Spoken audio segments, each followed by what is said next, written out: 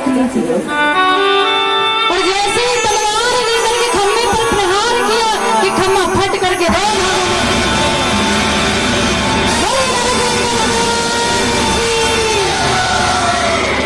नरसिंह भगवान प्रकट हुए, भयंकर क्रोध दहाड़ मारते हुए नरसिंह भगवान निकल करके आए और उस दुष्ट को पकड़ लिया, खींच करके जमीन पर पटक दिया।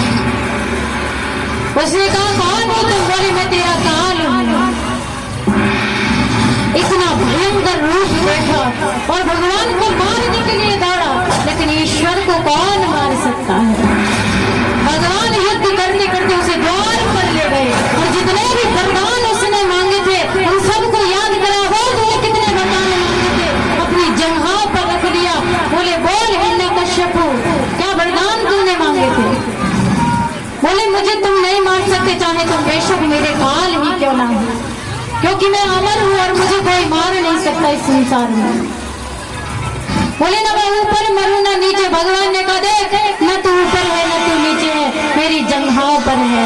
बोले ना मैं दिन में मरूं न मैं रात में मरूं। भगवान ने कहा न तू दिन है न तो रात है, ये सायं काल की बेला है।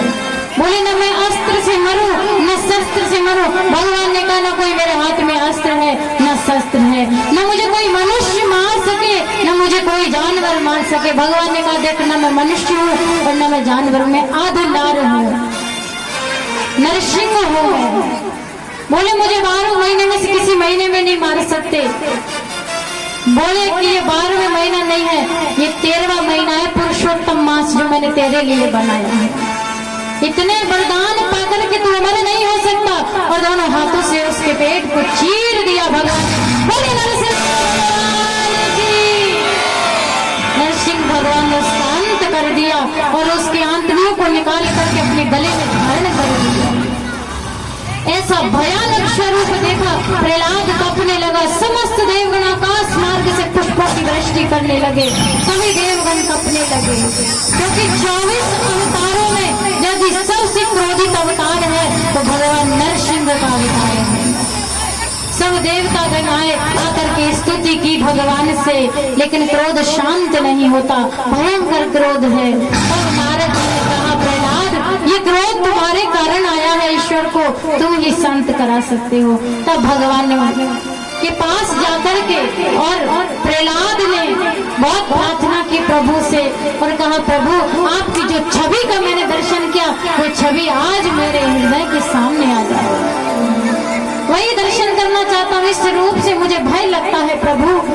तब भगवान ने उसकी प्रार्थना को स्वीकार किया और उस रूप का परित्याग किया, लक्ष्मी नारायण का रूप के दर्शन दिखाए। बोलिए लक्ष्मी नारायण भगवान की, लक्ष्मी नारायण के दर्शन कराए और प्रहलाद को राजगद्दी पर बिठा दिया। जय श्री राम। जैसा कि अभी सूचना दी गई थी, कुछ समय बाद श्री बांके बिहारी लाल का जन्मोत्सव होने वाला है। तो जो भी भक्तजन, समस्त ग्रामवासी के सभी भक्तजन जो भी यह सौभाग्य लेना चाहे बासुदेव पंडित श्री बिहारी जी को अपने सिर पर रख करके उनका पूजन करें, तो वो कृपया शीघ्रता से अपना यहाँ पर नाम बता दें, जिनसे उनको वासुदेव बनाया जा सके।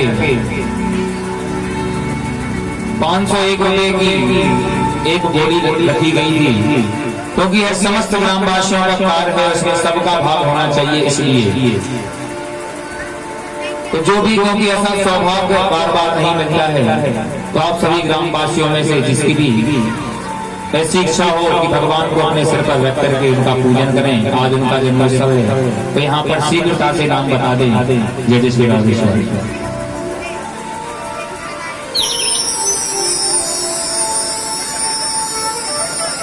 बोले वृंदावन बिहारी लाल की। आज तो बहुत सारे, कम से कम जयकारा तो जोर से लगा दो। पता है मेरा कथा भी करते हैं, भजन भी गाते हैं, और टूटी फूटी बाणी तो अच्छी है नहीं है, पर कम से कम जयकारा तुम लगा दिया करो। हमें पता है हमारी माता बहनों को बहुत सुंदर सुंदर भजन आते हैं, ऐसे हम पर भी नहीं आते हम लोग, इतने सुंदर सुंदर। अभी राम जन्म होगा, बधाई गानी पड़ेगी। अब क्या करें, इतने जल्दी तो कर रहे हैं। अभी वामन भगवान की प्यारी सी झांकी आएगी, बस थोड़ा सा चरित्र और है भगवान का। थोड़ी सी कथा के बाद वामन भगवान का दृश्य, फिर राम जी की ओर चलेंगे त्रेता युग में, फिर लौट करके द्वापर में आएंगे, फिर लौट करके कलयुग में आएंगे।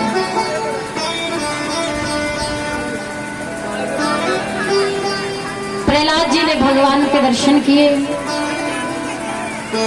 उनको राजगद्दी मिली, सुचारू ढंग से अपना राज्य चलाया।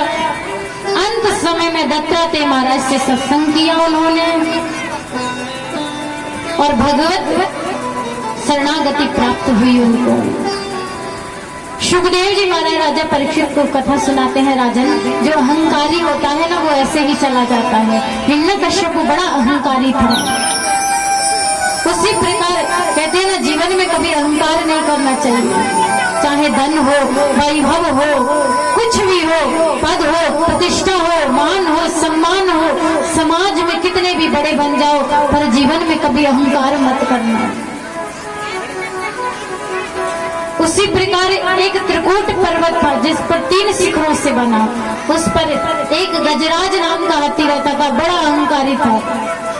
और अहंकार किसका था? अपने परिवार का। मेरा बहुत बड़ा परिवार है, मेरे बहुत सारे बेटे हैं, बहुत सारी धर्म पत्नियां हैं, उन्हीं का अहंकार मन में जब निकलता तो छोटे मोटे जीवों को तो कुछ गिनता ही नहीं था। दल बल में साथ निकला, एक दिन जल क्रीड़ा करने गया और जल क्रीड़ा करने लगा तो उसका पैर एक ग्राह ने आकर के पकड़ लिया। ग्राह यानी मगरमच्छ ने, ग्राह ने पैर पकड़ लिया और उसे खींचने लगा। अब अहंकार भरा तो था ही उसके अंदर, सोचने लगा छोटे मोटे जीव ने पकड़ा भी छोड़ देगा, पर जल का जीव जल में 2 गुना ताकतवर होता है। वो उसके रक्त को पान करने लगा तो उसको पीड़ा हुई तो कहने लगा, पुत्रो मेरी रक्षा करो, मेरे प्राण संकट में हैं। तो जो हाथी के बच्चे थे उन्होंने अपनी अपनी सूंड लगा करके बाहर खींचा। कई दिनों तक जब बाहर नहीं गजराज खींचा तो छोड़ करके चला गया। बोले पिताजी आप यहाँ फंसे रहेंगे, हम कब तक आपके पीछे भूखे प्यासे खड़े रहेंगे। मुख फेर करके चले गए। तब उस गजराज ने कहा, देखो देवियों, जिनके पीछे मैंने अपना जीवन कुर्बान कर दिया वो संतान मुझे संकट की घड़ी में छोड़ करके चले गए। अब तुम ही मेरी सहायता करो। तो धर्म पत्नी भी खींचने लगी, जब नहीं खींचा तो उन्होंने कहा कि आप निकलोगे नहीं, हम यहाँ कब तक खड़े रहेंगे। वो भी छोड़ करके चले गए। उसने देखा कि जिस परिवार का अहंकार लेकर के बैठा था और आज दुख की घड़ी में वो भी मुझे छोड़ करके चला गया।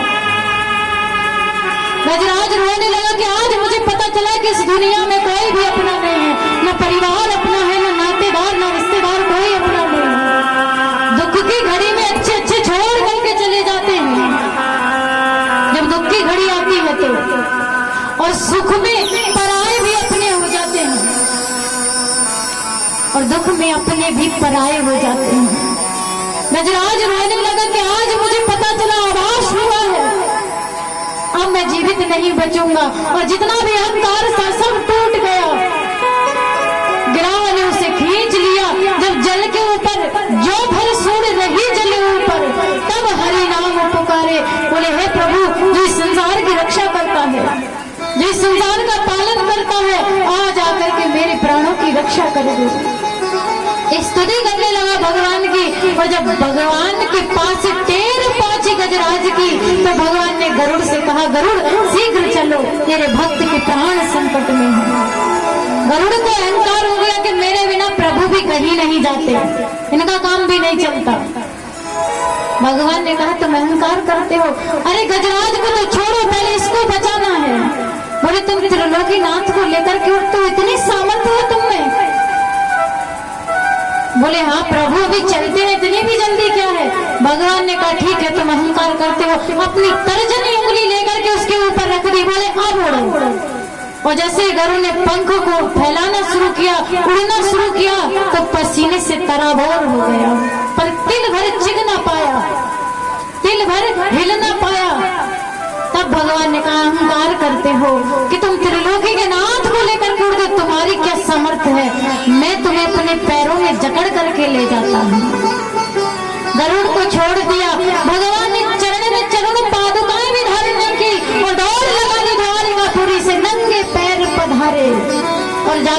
सूंड पकड़ करके बाहर खींच लिया और अपने सुदर्शन चक्र से उसका शीश धड़ से अलग कर दिया। ग्राह का उद्धार कर दिया परमात्मा ने।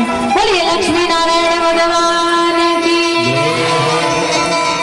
कहते हैं कि भगवान के हाथों से बचना भी मुक्ति है और भगवान के हाथों से मरना भी मुक्ति है। तो गज को मुक्ति मिली या ग्राह को मुक्ति मिली? किसको मुक्ति मिली? मुक्ति तो दोनों को ही मिली। तो भगवान ने ग्राह के फंद छुड़ाए। जब उसे पता चला, सुग्रीव जी महाराज राजा परीक्षित को कथा श्रवण कराने लगे। बोले राजन, जीवन में कभी अहंकार नहीं करना चाहिए। और एक और बात ध्यान देकर सुनना, परमात्मा पर चढ़ाई हुई चीज कभी चरणों में ना गिरे, ये प्रयास करना। क्योंकि हमें चढ़ाने का फल नहीं मिलता, उतना पाप मिलता है। जैसे हम चावल चढ़ाते हैं, फूल चढ़ाते हैं, तो भगवान की चढ़ाई हुई चीज कभी चरणों में ना आए, ये प्रयास करना। एक बार दुर्वासा ऋषि वैकुंठ धाम गए तो भगवान ने प्रसादी माला उनको दे दी। उस माला को लेकर के इंद्र को दे दी। इंद्र ने वो अपने ऐरावत हाथी के मस्तिष्क पर डाल दी और उसकी सुगंध इतनी तीव्र थी कि उसकी सुगंध से भौरे तितली मंडराने लगे। अब गजराज को क्रोध आया और माला उठाई, सूर्य से जमीन पर पटक दी और पैर रख दिया। ये सब देख रहे थे दुर्वासा ऋषि। क्रोध में आकर के श्राप दे दिया, जाओ तुमने भगवान की प्रसादी माला का अपमान किया है। इंद्र, मैं तुम्हें श्राप देता हूं, तुम लक्ष्मीहीन हो जाओ, श्रीहीन हो जाओ। जैसे श्राप दिया, लक्ष्मी मैया समुद्र में विहीन हो गई। अब देवतागण श्रीहीन हो गए, रोते हुए परमात्मा के चरणों में गए। भगवान ने कहा अब तो समुद्र का मंथन करना पड़ेगा। और जैसे ही समुद्र का मंथन आरंभ हुआ, बोले प्रभु कैसे होगा, हम देवतागण अकेले तो कर नहीं सकते। बोले दैत्यों को भी बुला लो। और दैत्यों को लोभ दे दिया। कहते हैं जिम प्रति लाभ लोभ अधिकारी। कभी जीवन में लोभ नहीं करना चाहिए। दैत्यों को लोभ दे दिया, दैत्यों को लोभ हो गया। बोले अमृत मिलेगा हमें तो। मद्राचल पर्वत की रई बनाई, भगवान भोलेनाथ में सर्प बासुकी को रस्सी बनाई और समुद्र का मंथन आरंभ हुआ। देवताओं ने पूंछ की ओर से पकड़ा और दैत्यों ने मुखार विंद की ओर से। और जब शुरू हुआ तो रई जो थी, पर्वत था, वो धंसने लगा जल में। बिना सपोर्ट के तो धंसेगा ही। जब समुद्र मंथन न होने लगा तो प्रभु से प्रार्थना की और उन्होंने कश्यप का अवतार धारण किया। बोलिए कश्यप भगवान की। और मद्राचल पर्वत को पीठ पर धारण कर लिया। फिर मंथन हुआ तो उसमें से विष निकल आया, हलाहल विष, अमृत तो निकला नहीं। भगवान से कहा प्रभु, बोले भैया हम माखन मिश्री खाने वाले, हम विष पान नहीं कर सकते। भोले बाबा से प्रार्थना की, तब भोले बाबा आए और आकर के एक अंजलि में समस्त विष का पान कर दिया। 14 रत्न निकले उसमें से। माता लक्ष्मी निकले, विष्णु भगवान को ब्याही गई। चंद्रदेव, सूर्यदेव, कामधेनु गैया, अमृत कलश लेकर के धनवंतरी निकले। लेकिन वो अमृत का कलश दैत्य छीन करके ले गए। भगवान से प्रार्थना की, बोले प्रभु अब क्या करें। भगवान ने कहा चिंता मत करो, क्योंकि जो जिसका पात्र होगा उसी को भगवान देते हैं। हर किसी को हर चीज प्राप्त नहीं होती कि नसीब से मिले, नहीं। भगवान आपको चयन करता है, आप भगवान का चयन नहीं करते। भगवान देखता है कि आप किसके योग्य हैं, वही चीज आपको देता है। भगवान को पता था कि दैत्य अमृत के लायक नहीं है और देवताओं को अमृत मिलना चाहिए। और परम सुंदर नारी का स्वरूप बनाया और चल पड़ी उनके बीच सभा में पहुंचे तो दैत्यों ने देखा। बोले क्या नाम है देवी तुम्हारा? ऐसी परम सुंदरी नारी हमने अपने जीवन में नहीं देखी। 24 अवतारों में यदि सबसे सुंदर अवतार है भगवान का तो मोहिनी अवतार है। पूछा आप कौन है? बोले मेरा नाम है विश्व मोहिनी, जो विश्व को मोह के रखने। बोले क्यों आए हो? बोले मुझे पता चला कि आपको विजयश्री मिली है, इसलिए मैं आपको धन्यवाद देने चली आई, बहुत बहुत बधाई देने चली आई कि आप इसके पात्र हैं और आपको मिला, अच्छी बात है, इसलिए मैं बधाई देने जा रही। बोले ऐसी बधाई नहीं, नृत्य कर करके बधाई हमें दो। बोले ठीक है। ओ देखो आज लियो हरि रूप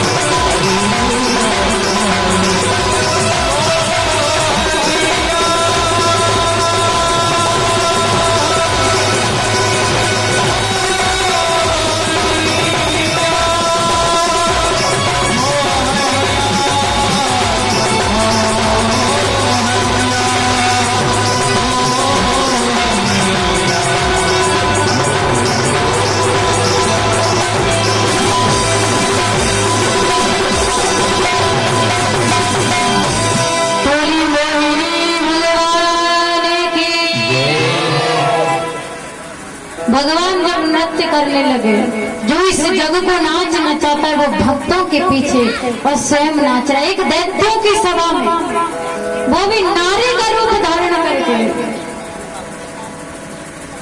कि देखो इस नटवर ने बांध ही पैजा दिया। अब जैसे नृत्य करते करते कलश के पास पहुंचे कि समस्त रक्षण आ गए दौड़ करके। भगवान ने कहा ऐसे काम नहीं चलेगा। पता है जब भगवान ने पूछा कि ये विजयश्री तुम्हें कैसे मिली, तो कहने लगे अरे हमको छलिया कहते हैं। अब वो भगवानों का क्या सामर्थ्य। भगवान ने कहा सुनो, हमसे बड़ा छलिया कोई भी नहीं है दुनिया में, हम सबके बाप हैं। और जितना तुम होशियार बन रहे हो ना, भगवान मन ही मन में कहने लगे। अब दैत्य लोग समझते कि हम छलिया हैं, छल करके ले आए। अब देवता तो वैसे बैठे रो रहे होंगे कहीं, और ये पता नहीं है कि छलियाओं के भी पिताजी यहाँ पर आए हैं। बोले मेरा कहना यह है कि तुमने अकेले मंथन किया। बोले नहीं, देवता भी साथ में थे, तो वो आधा आधा हिस्सा बनता है कि नहीं बनता। बोले बिल्कुल 1% भी नहीं बनता। बोले अच्छा एक काम करो, जब कोई व्यक्ति जले ना तो उसे और ज्यादा जलाना चाहिए। अगर कोई हमसे जले तो उसको और ज्यादा जलाओ। तो एक काम करो, तुम अमृत पान कर रहे हो तो देवताओं को क्रोध आ रहा होगा, उनको बुला लो और फिर उनके सामने पान करना। बोले हाँ ये बात तो अच्छी कही आपने। देवताओं को बुलाया गया, देवता आकर के बैठ गए, उनसे कहा अब देखो देवता तो आ गए, अब तुम बड़े और वो छोटे, वो तुम्हारी बराबरी तो कर नहीं सकते देवतागण। अब भगवान दैत्यों की थोड़ी बड़ाई तो करनी पड़ती है दैत्यों की। तो दैत्यों से कहने लगे सुनो, ये छोटे तुम बड़े, और यदि कोई घर आ जाए तो अतिथि सत्कार तो बनता है। अगर कोई तुम्हारे घर भोजन करने आए तो ऐसा तो नहीं होता कि हमसे हम करके बैठ जाए, उसे खिलाए ना। कोई तुम्हारे घर आए तो पहले उसे जलपान कराते हैं, पहले तो करते नहीं। तो बोले अतिथि सत्कार करना धर्म बनता है